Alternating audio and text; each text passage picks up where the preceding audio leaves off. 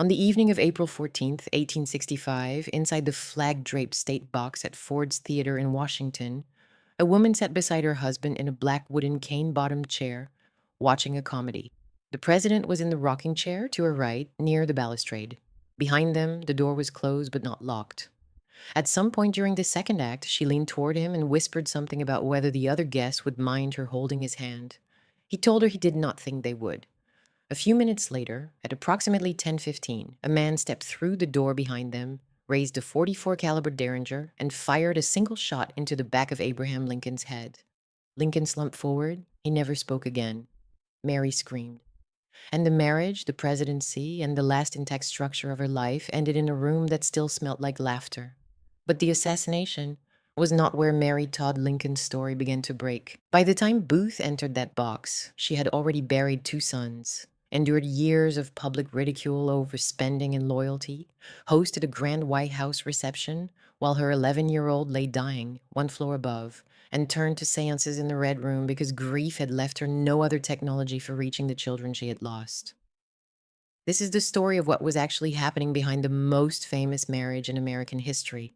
A story that spans 4 decades, 4 sons, a civil war, and a widowhood so publicly punished that it would end in a courtroom where her only surviving child wept as he asked the jury to declare his own mother insane.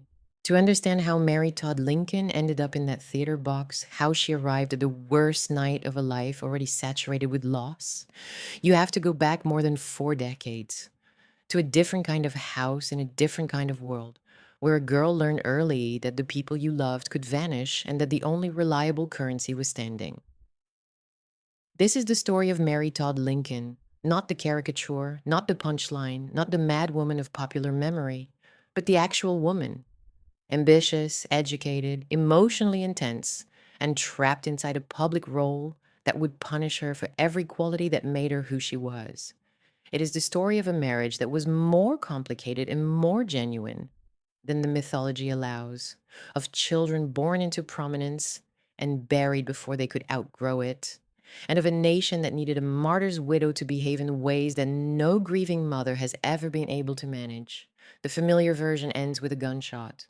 The real version begins in Lexington, Kentucky, in a parlor where a 6-year-old girl had just lost the first person who was supposed to keep her safe. Mary Ann Todd was born on December 13th, 1818, in Lexington, into a family that had everything a Kentucky household of that era was supposed to have: wealth, political connections, social position, and enslaved people whose labor sustained all of it. Her father, Robert Smith Todd, was a businessman and politician. Her mother, Eliza Parker Todd, was well-bred and well-regarded. The house was substantial. The name carried weight. And for the first 6 years of Mary's life, that scaffolding held. Then Eliza died. Mary was 6 years old. That fact deserves to sit for a moment because it will echo through everything that follows. A child who loses a mother at 6 does not simply recover. She reorganizes. She learns at the level of instinct that the world can remove the person at its center without warning, and she builds the rest of her emotional architecture around that knowledge. Some children become cautious. Some become controlling. Some become both. Mary became a girl who craved closeness, feared its withdrawal, and understood, before she had language for it, that love was not a permanent condition. Robert Todd remarried in 1826.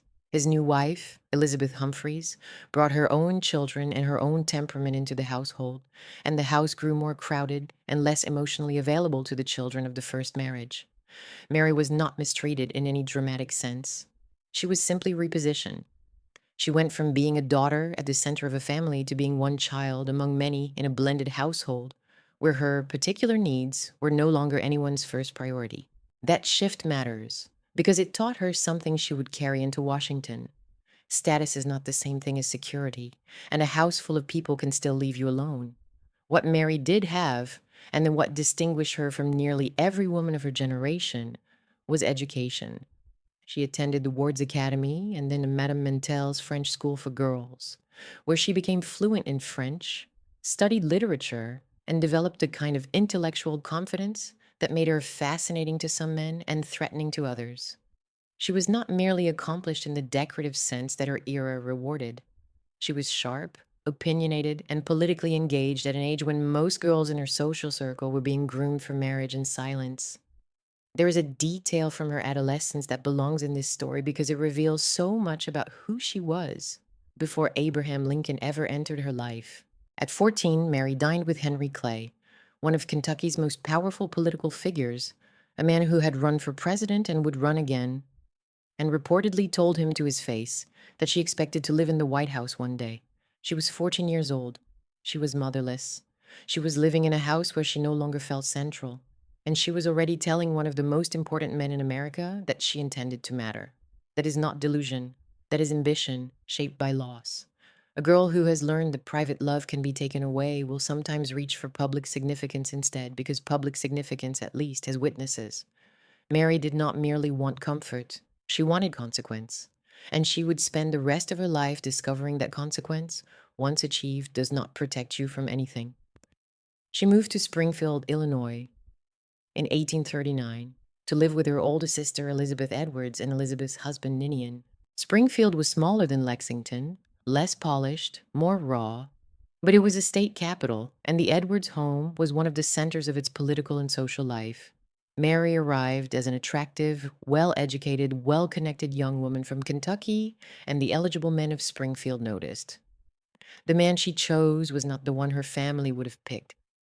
Abraham Lincoln was 9 years older, raised in poverty, largely self-educated, socially awkward in the parlor settings where Mary excelled, and already marked by the kind of brooding melancholy that would later become part of his public legend.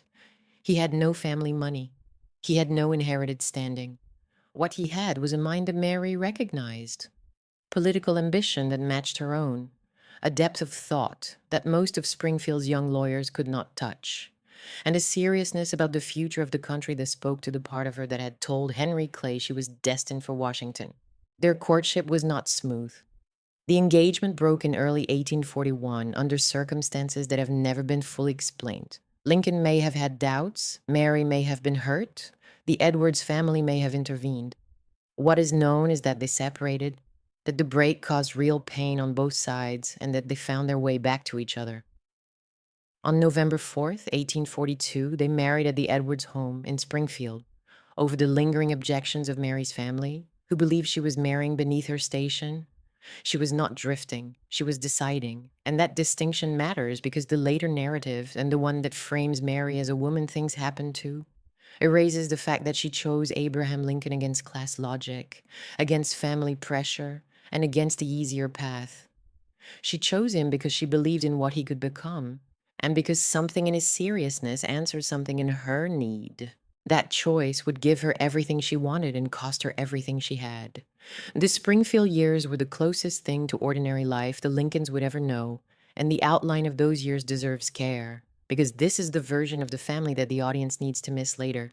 They lived first at the Globe Tavern, a boarding house, where Robert Todd Lincoln was born on August 1st, 1843. They moved to a house on the corner of 8th and Jackson Streets in 1844, a house that still stands, a house where Abraham practiced law and pursued politics and was gone for long stretches, and where Mary managed the household, the children, and the social machinery of a rising political career with a combination of energy and anxiety that those who knew her found both impressive and exhausting. Edward Baker Lincoln, Eddie, was born on March 10th, 1846. William Wallace Lincoln, Willie, arrived on December 21st, 1850.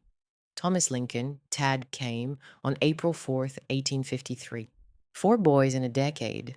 A house full of noise and motion and the particular chaos of young children. Abraham was often away, riding the legal circuit, building the network that would eventually carry him to Congress and then to the presidency.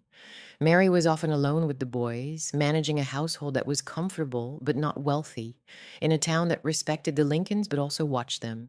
Because Springfield was small enough that everyone watched everyone, and Mary's temperament, her emotional intensity, her quick shifts between warmth and sharpness, gave people something to talk about even before the White House made her a national subject.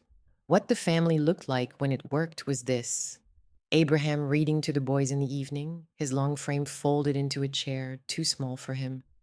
Mary hosting neighbors and political allies, performing the role of ambitious wife with genuine skill. The boys noisy and spoiled in the way that affectionate, busy parents tend to spoil children. Allowed to interrupt, allowed to be loud, allowed to be present in rooms where other families would have sent them upstairs. It was not a perfect household. Abraham's absences strained it. Mary's moods could shift without warning. But it was real, and it was theirs, and it had the particular quality of a family that is building something together and believes the building will be worth it. Eddie's death shattered the first version of that belief. He fell ill in late 1849, likely tuberculosis, though accounts differ, and died on February 1st, 1850. He was 3 years old. For 52 days, Mary and Abraham watched their second son weaken and fail, and there was nothing either of them could do.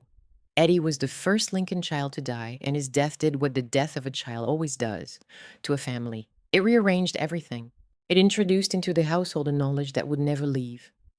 That this house, this marriage, this life they were building with such energy and hope could not keep their children alive. Mary's grief after Eddie was severe.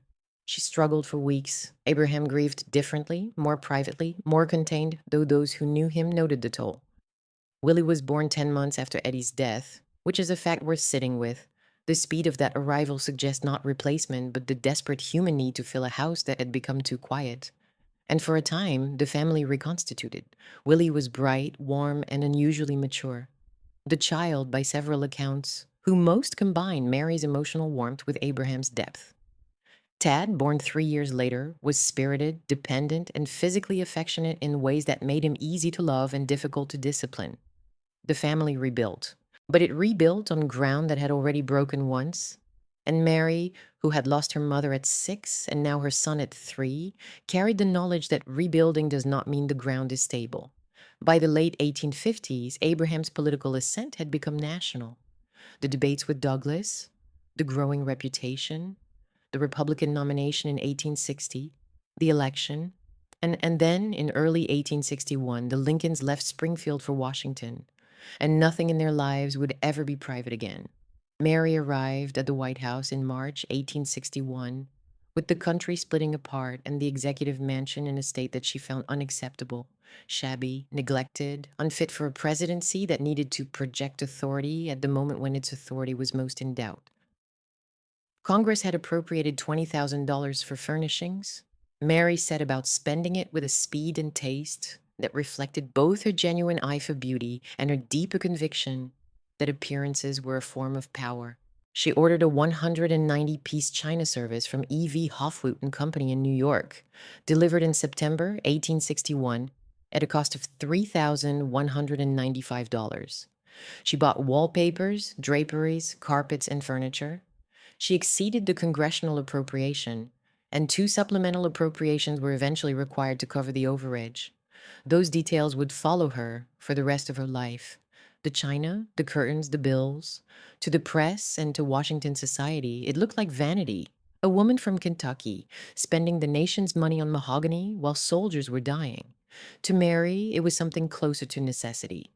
The White House had to look like the seat of a government worth preserving, and she was the one charged with making it so. Both readings contain truth. Neither one alone is sufficient, and the gap between them, between what Mary intended and what the public saw, would become one of the defining cruelties of her life. She hired Elizabeth Keckley on March 5th, 1861, the day after the inauguration. Keckley was a dressmaker, formerly enslaved, who had purchased her own freedom and built a clientele among Washington's most prominent women through extraordinary skill and discipline. She was hired to make Mary's clothes. She became something far more significant: confidant, companion, witness, and eventually, unwittingly, the person whose memoir would expose the private life Mary most wanted to protect.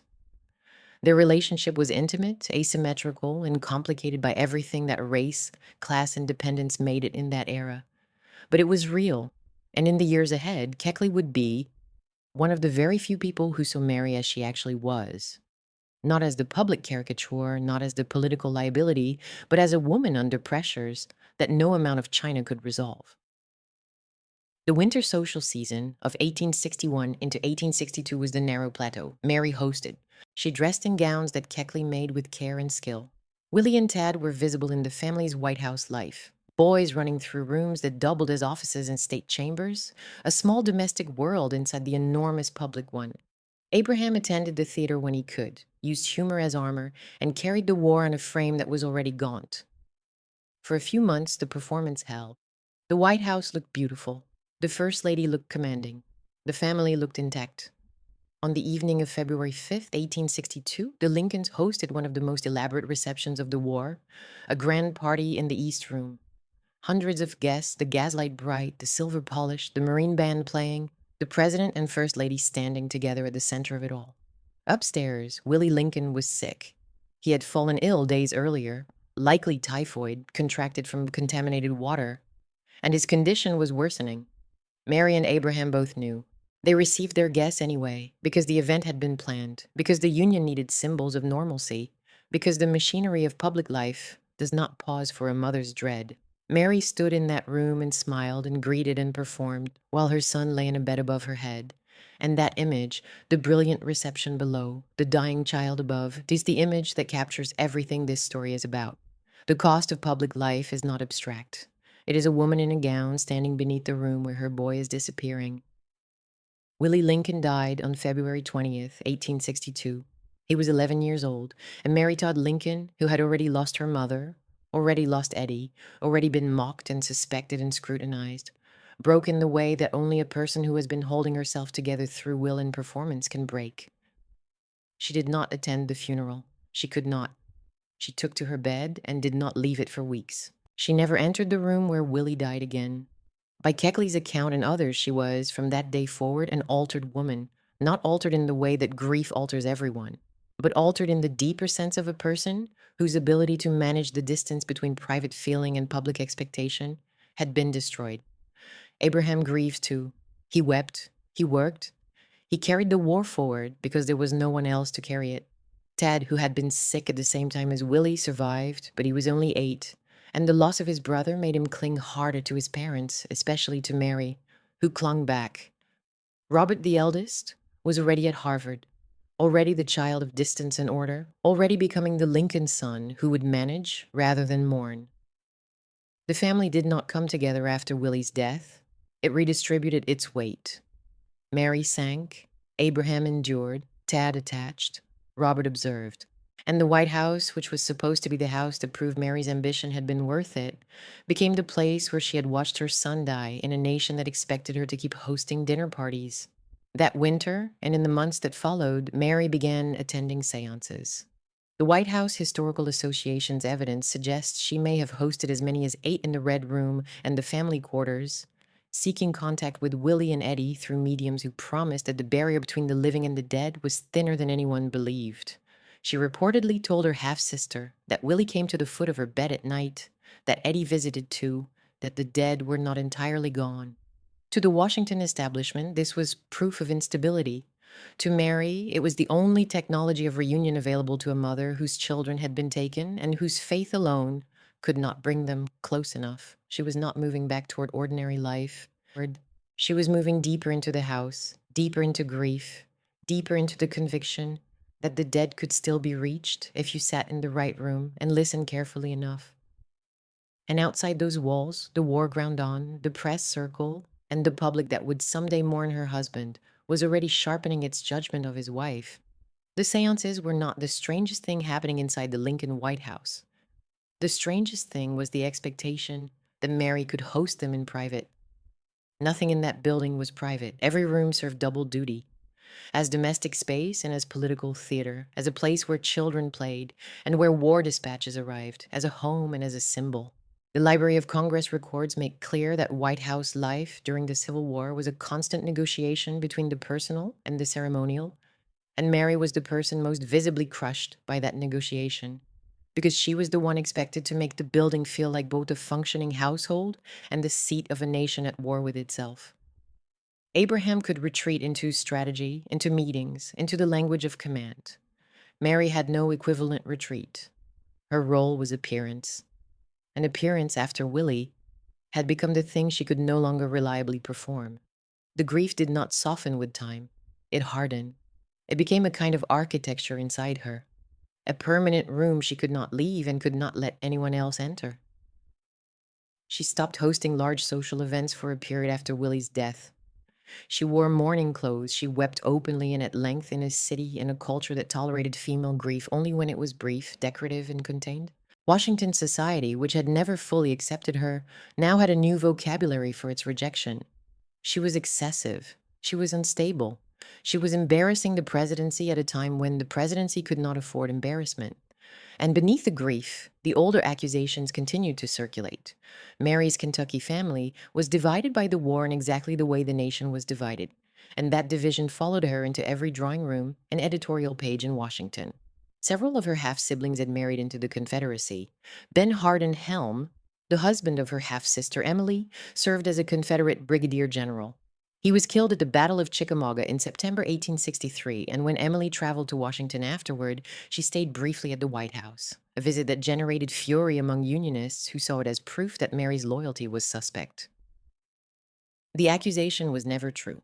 Mary called Confederates rebels and traitors. Her support for the Union was, by every serious account, absolute. But the accusation did not need to be true to do damage. It only needed to exist, and it existed everywhere. In newspapers, in congressional whispers, in the drawing rooms of women who had decided before Mary ever arrived that a Kentucky-born First Lady with Southern relatives could not be trusted to represent the nation her husband was trying to hold together. There is something about that double bind that deserves attention because it explains why Mary's behavior after 1862 cannot be reduced to simple instability. She was a grieving mother. She was also a woman under political suspicion. She was also a wife whose spending had become a public scandal. She was also a hostess expected to project calm in a building that received casualty reports daily. She was also a person of genuine intellectual and emotional complexity, living in an era that had almost no tolerance for complexity in women who occupied public roles. Each of those pressures alone would have been significant. Together, they created a kind of compound stress that no one around her seemed equipped to name, let alone relieve. Elizabeth Keckley understood it better than most. After Willie's death, Keckley's role expanded from dressmaker to something closer to emotional caretaker. She accompanied Mary on shopping trips to New York, trips that the press reported as evidence of frivolity, but that functioned for Mary as brief escapes from a house saturated with death and scrutiny. She dressed Mary for events that Mary no longer wanted to attend. She listened when Mary talked about Willie, about Eddie, about the mediums, about the war, about the women in Washington who despised her. Keckley's position was impossible in its own right. She was a black woman, formerly enslaved, serving as the most intimate companion of the First Lady in a White House surrounded by a war fought in part over the question of whether people who looked like Keckley were fully human. The relationship between the two women was real, but it was also structurally unequal in ways that would matter enormously later, when Keckley's memoir made the private details of Mary's grief and spending available to a public that had been waiting for exactly that kind of confirmation. But in 1863 and 1864, the memoir was years away, and what mattered was that Keckley was there. She was present in the fittings, present during the breakdowns, present for the conversations that no one else heard. In the outline of Mary's life, Keckley functions as both witness and delayed fuse, the person whose closeness provided comfort in the moment and whose testimony would later provide ammunition to everyone who wanted to prove that Mary Todd Lincoln had always been exactly as unhinged as they suspected. The spending did not stop after Willie's death. If anything, it intensified, and the psychological logic of that intensification is worth understanding. Mary had lost her mother. She had lost Eddie. She had lost Willie. She lived in a house where nothing was hers alone and nothing was safe from public view. Clothing, furniture, beautiful objects, these were the things she could acquire, arrange, and control. They were also the things that gave her a visible identity in a world that judged women by their presentation. Every bolt of silk, every kid glove, every piece of jewelry she bought was an act of self-construction in a life where her private self was being destroyed piece by piece. To outside observers, it looked like reckless extravagance. To Mary, it was armor. And the tragedy of armor is that the people who need it most are the ones least able to explain why they are wearing it. Abraham knew about this spending. It troubled him. Britannica and other accounts note that the overage on the White House furnishings had caused him real anger. He reportedly said he would not approve supplemental bills for flub dubs for that damned old house. while soldiers went without blankets. The marriage, which had always run on a combination of genuine affection and genuine friction, was strained further by the accumulation of war, grief, public exposure, and the growing sense that Mary's behavior was becoming a political liability. They argued. They also continued to seek each other's company. Abraham still took Mary to the theater. Mary still reached for his arm in public.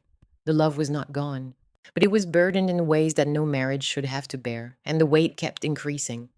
The children experienced that weight differently, and those differences would define their lives long after their parents were gone. Robert, the eldest, was at Harvard during much of the war. He was becoming, year by year, the Lincoln child least touched by his mother's emotional volatility and most shaped by his father's public gravity. He was reserved where Mary was expressive, orderly where she was impulsive, and increasingly uncomfortable with the spectacle that his family had become. He would later serve as Secretary of War and as Minister to Britain. He would manage the Lincoln legacy with the carefulness of a man who had watched his mother's grief become a national embarrassment and decided early that the family's survival depended on control. That instinct would eventually lead him to the worst decision of Mary's life, but in the early 1860s it was still forming. A quiet boy, becoming a careful man, already pulling away from the chaos at the family's emotional center. Tad was the opposite. After Willie's death, Tad became more dependent, more anxious, more physically attached to both parents, but especially to Mary, who returned his attachment with an intensity that observers found both touching and troubling. He was 8 when Willie died, still young enough to need comfort in the uncomplicated ways, and Mary gave it to him without restraint.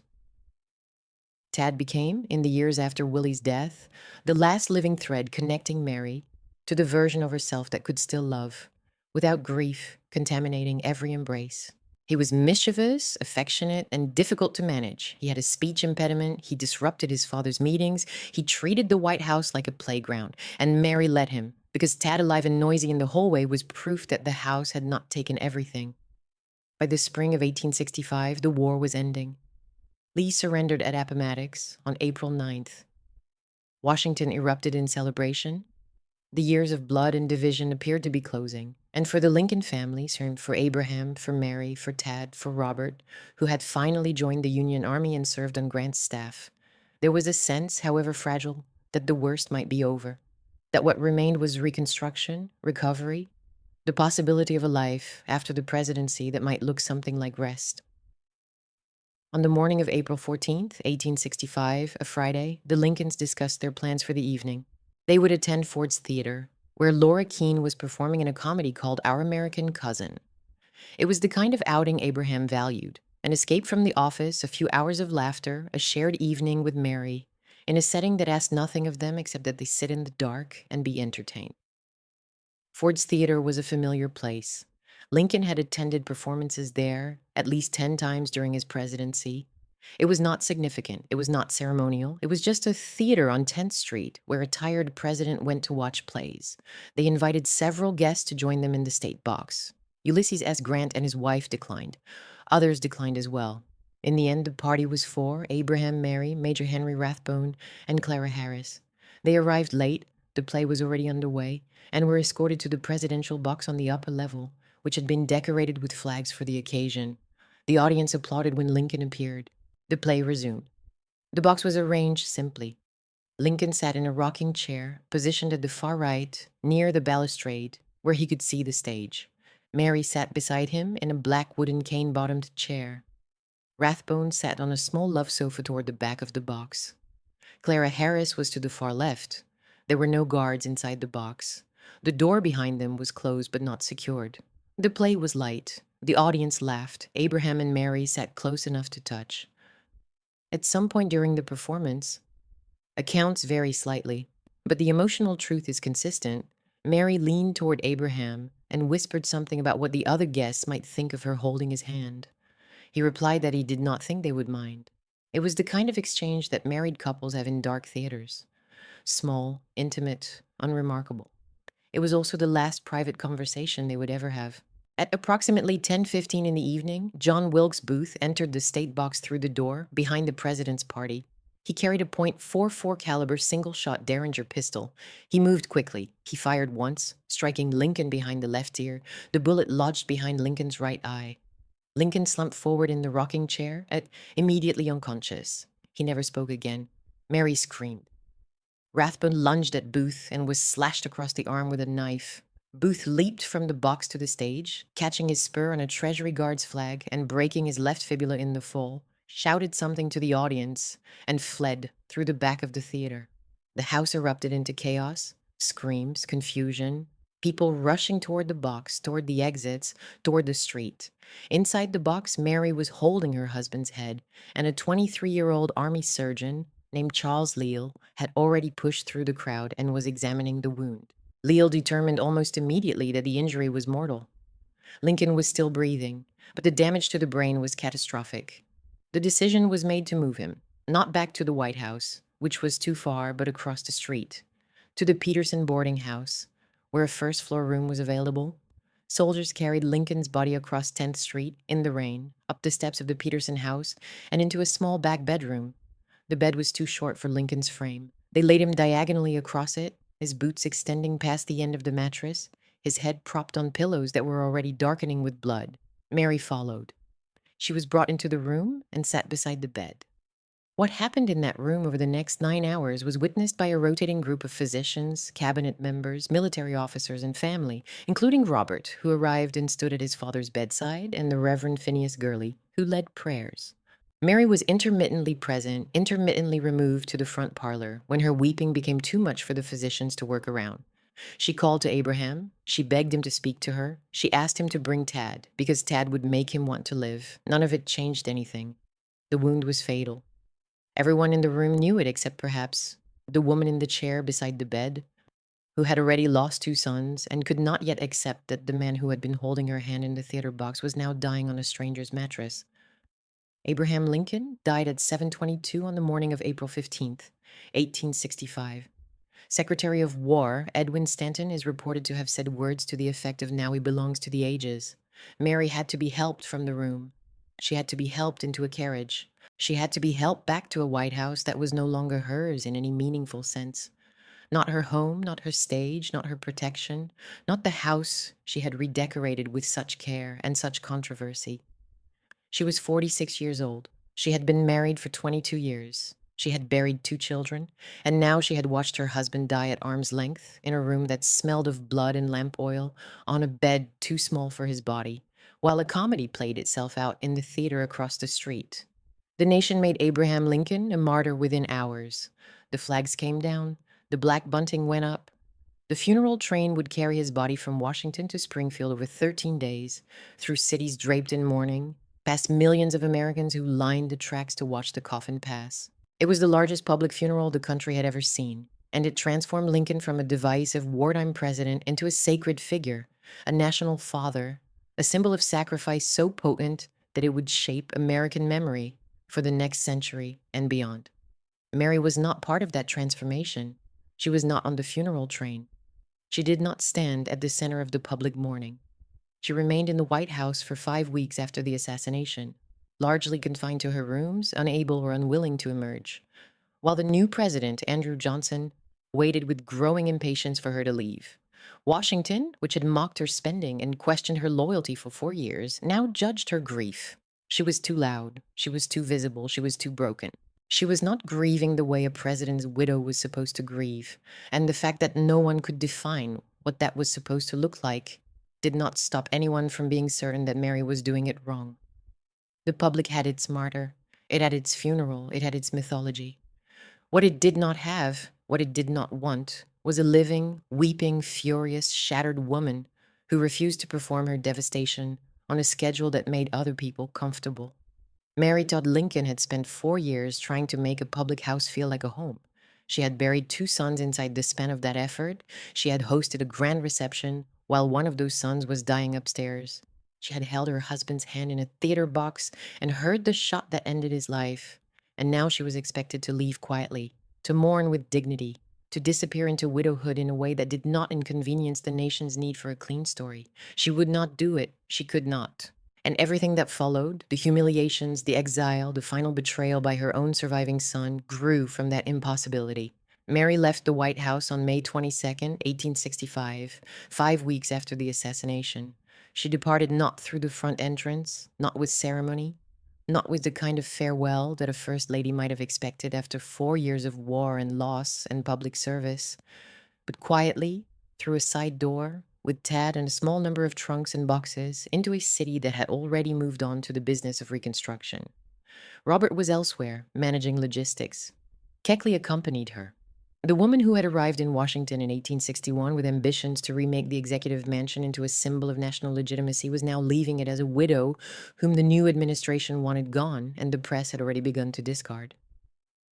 She went to Chicago. She took rooms at the Tremont House Hotel, then moved to a series of rented accommodations.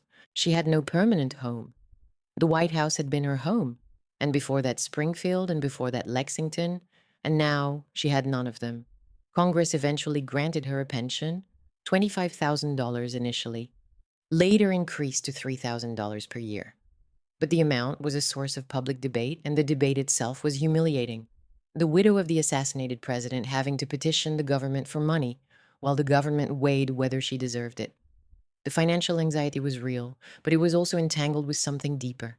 Mary had always spent as a way of establishing control over her environment, over her image, over the gap between who she was and who she needed the world to see. Without the White House, without the role of First Lady, without Abraham, the spending continued, but its purpose collapsed. She was no longer dressing for state dinners.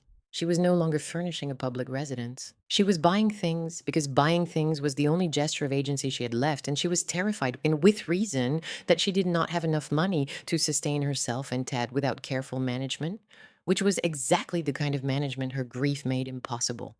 In the autumn of 1867, that fear produced one of the most publicly devastating episodes of her widowhood. Mary, using the pseudonym Mrs. Clark, attempted to sell a portion of her wardrobe, dresses, furs, jewelry, through a broker in New York. The sale was intended to raise money discreetly. It became instead a national scandal. The press discovered her identity almost immediately. The items were displayed in a showroom on Broadway. Newspapers ran stories about the former First Lady hawking her old gowns like a second-hand dealer. The sale raised almost nothing. The humiliation was total. Mary had tried to convert the armor she had built during the White House years into cash, and the public had responded by turning the transaction into proof that she was pathetic, grasping, and beneath the dignity of the name she carried. Elizabeth Keckley watched all of this. She had helped organize the sale. She had been present for the planning, the anxiety, the desperation that drove it, and in 1868, Keckley published Behind the Scenes, or 30 Years a Slave and 4 Years in the White House, a memoir that was intended at least in part as a defense of Mary, an explanation of the pressures that had shaped her behavior, an insider's account that would humanize a woman the public had reduced to caricature. The book did not land that way. It landed as an exposure. It contained private letters from Mary. It described intimate scenes of grief, spending, and emotional collapse. Reviewers and readers treated it not as advocacy, but as betrayal, the servant revealing the mistress's secrets. And the publication destroyed the friendship between the two women almost overnight. The cruelty of Keckley's memoir is not that it was written, it is that it was necessary. Mary's public image had become so distorted that the only person who could have corrected it was the one person whose correction the public would treat as gossip. Keckley was trying to say, this woman suffered in ways you cannot imagine, and her behavior makes sense if you understand what she endured. The public heard the First Lady was worse than we thought, and now we have the details. The gap between intention and reception was the same gap that had defined Mary's entire public life. The distance between what she meant and what others saw, between the private logic and the public reading, between the woman and the caricature. Mary took Tad and left the country. They traveled to Europe, Germany, England, France, seeking the kind of anonymity that America would not grant her. For 3 years, she lived abroad with her youngest son, moving between hotels and rented rooms, managing her finances with increasing difficulty, carrying her grief across an ocean as though distance could dilute it. Tad, now a teenager, was her constant companion. He had become, in the years since his father's death, the last person on earth whose love Mary could count on without qualification. He was not managing her. He was not judging her. He was simply there, the way he had always been, physically present, emotionally available, the last surviving thread of the family she had built with Abraham in Springfield 30 years earlier. They returned to Chicago in May 1871. 2 months later, on July 15th, Tad Lincoln died. He was 18 years old. The cause was likely tuberculosis, though, as with so many Lincoln family deaths, the exact medical details are uncertain. What is certain is what his death did to Mary. She had now buried her mother, Eddie, Willie, Abraham, and Tad. She was 52 years old. She had one surviving child, Robert, and the relationship between them had been strained for years by temperament, by grief, by Robert's growing conviction that his mother's behavior was becoming dangerous. Tad's death removed the last buffer between Mary's private anguish and the public world's capacity to manage it. Without Tad, she had no one who loved her simply, no one who needed her without conditions, no one whose presence could remind her that she was more than a widow and a spectacle. She began carrying large amounts of cash on her person. She moved between hotels. She told acquaintances that she feared poverty, that she was being followed, that unnamed people intended to harm her. Some of these fears had rational roots. She had been poor as a child in emotional terms. She had been publicly attacked for years. She had reason to distrust the world's intentions. The expression of those fears had become disorganized enough that the people around her began using a word that the 19th century used more readily than it should have: insane.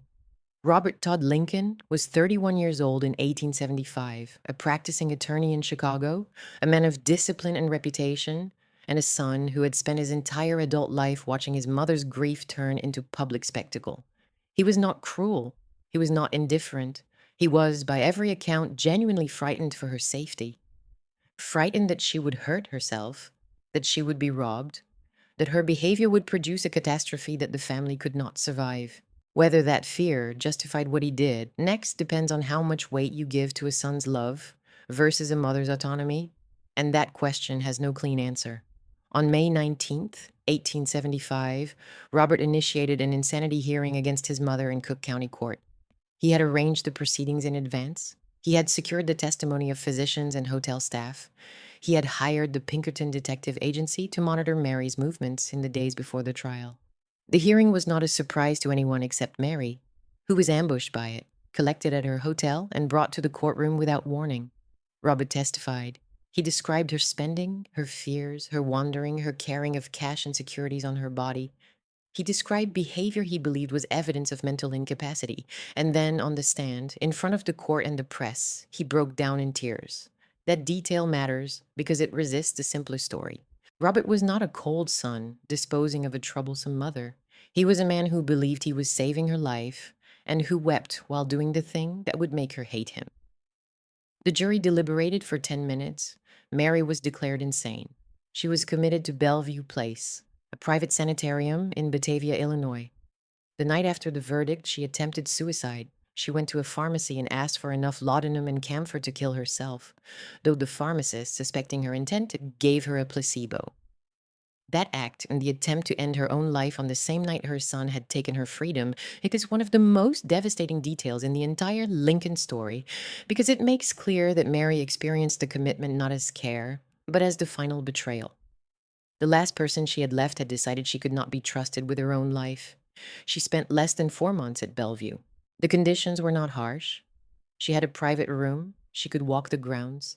She was treated with a measure of deference that reflected her status. But she was a prisoner, and she knew it. She wrote letters. She enlisted allies, including Myra Bradwell, one of the first female lawyers in Illinois, to advocate for her release. On September 10th, 1875, she was released to the custody of her sister Elizabeth Edwards in Springfield, the same Elizabeth in whose house she had married Abraham 33 years earlier. On June 15th, 1876, a second hearing was held. Mary was declared restored to reason. She was legally sane again, but the damage to her relationship with Robert was beyond legal repair. She had been judged, committed, monitored, and released, and the person who had set the process in motion was her own son. She reportedly told associates that Robert was a poor excuse for his son, that he had stolen from her, that he had betrayed her. Some of those accusations were unfair. Some contained more truth than Robert would have liked to admit. The reality, as with most of this family's history, was more complicated than either side would acknowledge. A mother who was genuinely struggling, and a son who chose the most drastic available intervention because he could not think of a gentler one. There is no version of this story in which both of them are entirely right. There is no version in which either of them is entirely wrong. After the second hearing, Mary returned to Europe. She lived abroad for 4 more years, largely alone, in declining health. Her back troubled her, her vision deteriorated. She fell from a stepladder in Pau, France, and injured her spinal cord. She carried the accumulated physical toll of decades of emotional crisis in a body that had never been robust and was now failing. In 1880, she returned to the United States and settled once more in Springfield, in the Edwards home. She lived there for the last 2 years of her life, in rooms that would have reminded her every day of the woman she had been when she stood in that parlor and chose Abraham Lincoln over every safer option available to her.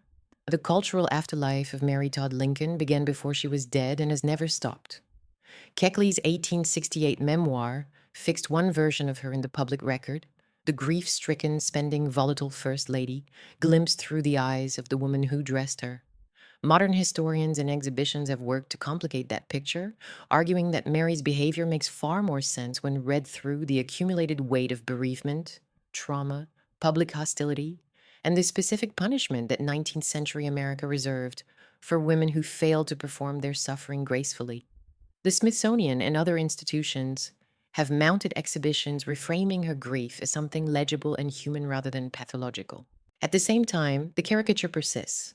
The 2024 Broadway show, Oh Mary, played her emotional instability for satire, which tells you something about how durable the Mad Mary image remains in the culture more than a century after her death. The real woman keeps getting overwritten by the punchline, and every serious attempt to recover her has to push against the weight of that accumulated mockery. Mary Todd Lincoln died on July 16, 1882, at the Edwards home in Springfield. She was 63 years old. She had outlived her mother, her husband, and 3 of her 4 sons. She had been First Lady during the bloodiest war in American history. She had been widowed by assassination. She had been publicly mocked, privately devastated, institutionalized by her surviving son, declared insane and then declared sane again, and exiled from her own country for years at a time. She died in the house where she had been married. Some accounts place her in the very parlor where the ceremony took place, though historians handle that detail with varying degrees of confidence. What is not in dispute is the symmetry. She ended where she began, in the house that had once represented the start of everything she wanted, surrounded by the absence of everyone she had lost. Robert Todd Lincoln lived until 1926. He served as Secretary of War under James Garfield, as Minister to the Court of St. James's under Benjamin Harrison, and as President of the Pullman Company. He managed the Lincoln legacy with meticulous care and destroyed a significant portion of his father's correspondence, a decision that historians have debated ever since. He never publicly discussed the insanity trial in detail. He carried the weight of what he had done to his mother with the same discipline he carried everything else, privately, completely, and with a control that looked from the outside like composure. He was 82 when he died. He was the last Lincoln of his generation, the son who had survived by becoming the family's manager, and the man who had to live longest with the knowledge that managing his mother had meant breaking her. What remains of the Lincoln family now is not a family at all. It is a collection of objects, buildings, and arguments. The 190-piece China service Mary ordered in 1861 is preserved and cataloged by the White House Historical Association. Dresses that Keckley made are held in museum collections. Ford's Theater and the Peterson House stand on 10th Street in Washington, restored and open to visitors who walk through the rooms, where a comedy became a murder and a marriage ended on a bed too short for the man lying on it. Mary's letters from Bellevue are preserved in the Robert Todd Lincoln papers. The rocking chair Abraham sat in that night is in a museum.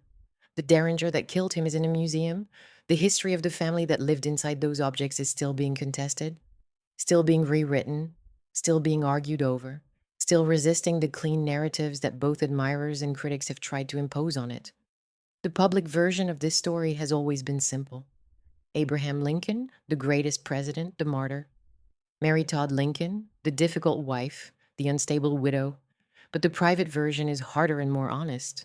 It is the story of a woman who was taught early that love could vanish, who built her life around a man she believed would bring her consequence and safety, who decorated a house in the middle of a war because she believed that beauty was a kind of power, who buried 2 children inside that house and then watched her husband die in a theater across from it, and who spent the rest of her life being punished for the crime of driving in public. She was not a saint. She was not a monster. She was a person who wanted to matter, who did matter, and who discovered that mattering in America meant submitting your worst moments to the judgment of people who would never know what it cost to survive them. She died in the room where she had once chosen her future. The future had taken everything except the room. If you found this story meaningful, please like and subscribe for more deeply researched histories.